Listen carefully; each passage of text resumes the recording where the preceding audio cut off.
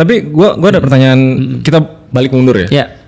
Apa tujuannya kiamat diceritakan atau di apa ya namanya? Diprediksi. Kenapa harus ada kiamat itu? Bagus banget. Aku baca satu penelitian lagi tentang bagaimana game mempengaruhi generasi.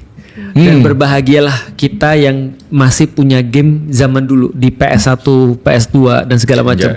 Kenapa? Karena orang-orang bilang begini, yang neliti game ini ya, game zaman sekarang sama game zaman dulu itu berbeda jauh. Maka karakter orang-orangnya juga berbeda jauh. Dan salah satu yang paling beda jauh gamenya adalah game zaman sekarang nggak ada endingnya.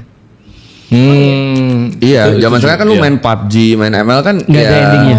Nah, termasuk story games tuh kebanyakan dibikin floating. Bener. Floating. Kalau Dan dulu nggak tuh ada langsung abis gitu. Ya, zaman dulu ada namanya Big Boss. Ada namanya final boss. Zaman sekarang nggak ada. Karena game zaman sekarang dibuat untuk media sosial.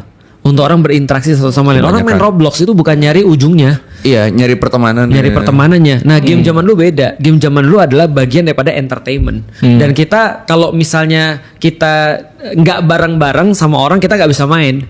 Zaman sekarang kita sendiri bisa main loh. Maksudnya sendiri di rumah bisa gabung jadi satu ini. Nah, memiliki ending ini penting banget. Karena begitu orang memiliki ending, dia ngerti bahwasanya dia punya keterbatasan dan keterbatasan itu yang menghasilkan usaha, efforts. Cuma balik lagi ke pertanyaan fundamentalnya, berarti kan Allah menciptakan semua ini, kasih kita kebebasan berpikir, kasih semua gitu. Tapi dia dari awal tahu ada endingnya. Menciptakan untuk dimusnahkan, analoginya kayak gitu kan. Bahkan itu termasuk salah satu keimanan kan, iman pada hari akhir. Itu ada.